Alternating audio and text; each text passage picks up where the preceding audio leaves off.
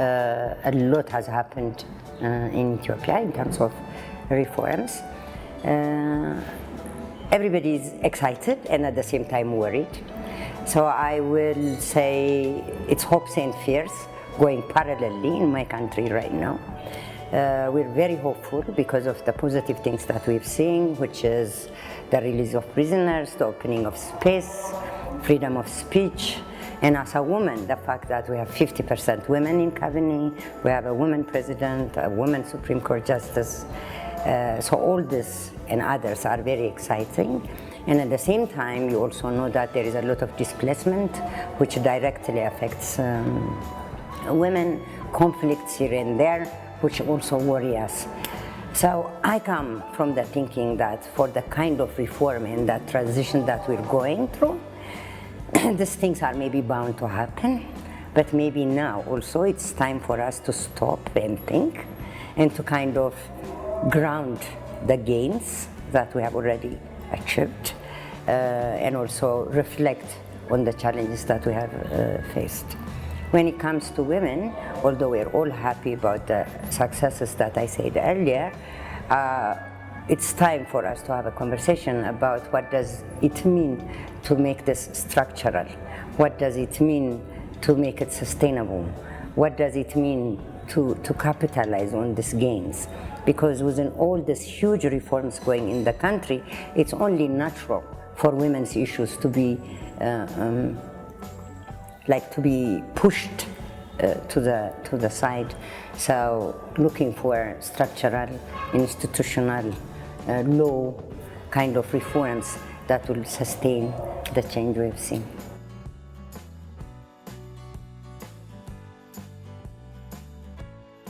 I would say it's too early to say this is what it does, because 1 year with everything that has happened in Ethiopia and with this vast country that have 100 million people, to say this has been the impact, of the reform on women is, for me, is a little too early. But I can say something. I am always, when I think of women, I always think of three things, which is visibility, voice, and value. And in the area of visibility and voice, I would say a lot has been achieved in the past year because women have become visible because of their role in political leaderships. Then, like I said earlier, when you think of the majority of women and the substantive issues that we need to address besides political participation, I would say it's sidelined, that it needs more focus. And I'm talking about things like gender-based violence, which people believe has increased. Whenever there are conflicts all over the country, it's automatic that these things increase. So there is major success here, which is the visibility, and then there is major challenges here that we need to turn our focus and attention to.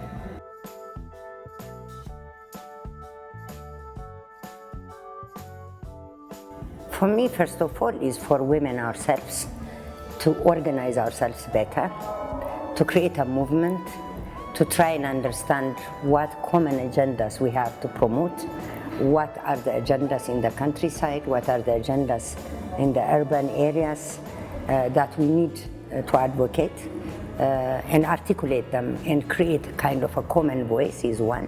The second thing for me, and very important thing, is we have elections coming in about 10 months. So what does it mean for women, these elections? How are we going to make sure women are elected into offices? How are we going to make sure that political parties are pushed first towards whatever it is we're going to do, that they make sure to be inclusive of women in their political parties. So my immediate focus will be the election in this next 10 months and women's representation, both in voting and in being elected. And when they vote, for them to vote with the understanding of what change these political parties would bring to women in Ethiopia, what the agendas are, and also to be elected and be represented in the national parliament. We have now 38% parliament representation because the previous party decided that they will have 40% women. So at least keep that minimum and go higher if if possible, will be for me the most priority in the short term, in the next 10 months. And after that, like I said, it will be about articulating national agendas of women. What is the national agenda? And also looking at the ministry, the machinery that's supposed to take care of women's issues, which is the Ministry of Women Affairs. How can it be restructured? Because right now it is Women Affairs, like I said yesterday, Youth and Children, which is very broad. It's a women's of everybody in Ethiopia almost. So what does it mean to also have structures, institutions that are focused on women's agenda?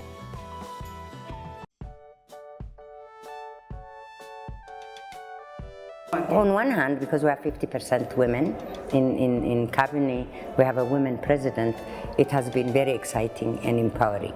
And at the same time, it has been silencing for women's issues and questions and ways, because it has created a perception in the country that says, okay, what else do you want to know? Like society now, if I went out and started talking about women, they would say, really seriously, you have the presidency, you have the Supreme Court, you are 50%. It's like, you got it all kind of attitude from the community. And from us, like civil society, gender activists, you kind of feel guilty for complaining because this has already happened. So I think that's where we are right now. But like I said earlier, it's time to move on now. Now that we've gone through this for a year, and we have the civil society proclamation that has been revised and coming out, which I believe will support a lot of women's organizations. It's time for us now to say no.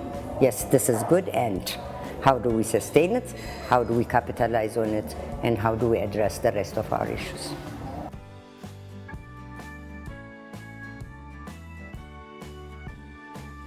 First of all, I don't believe women's issues weren't taken in account in the past. They were.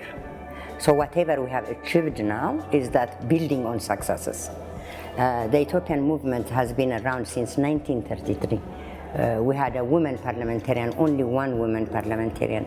Ethiopian women have gallantly fought in the Adwa victory when we won the Italians. They have been part of 30% of liberation movements and guerrilla movements. So it's not like it was all doom and gloom today. Oh yeah, everything happened. No, actually I believe whatever success has we achieved today, it's because we've been many women before us, and before us have done so many things.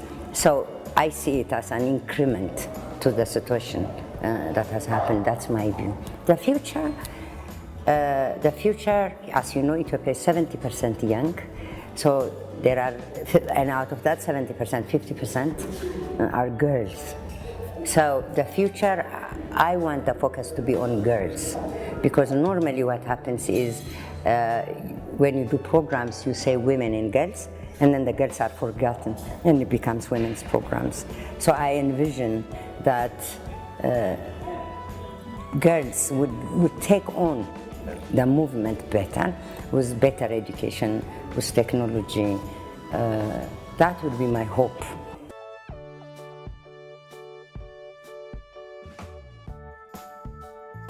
First of all, it's creating spaces for us to stop and think, because the whole year, as I said, has been so eventful in every sense that people haven't even sat down to say, okay, where are we today and where do we want to go? So it's having spaces.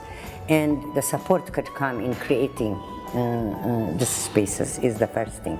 The second thing is, as much as possible, supporting financially, technically, organizations that work on women issues, the existing ones, and also making sure more and more come. The third area is looking, in Ethiopia, women in business have been successful. So looking into the business area also, not just in civil society and NGO work, but how women in business can be supported so that they can be economically empowered.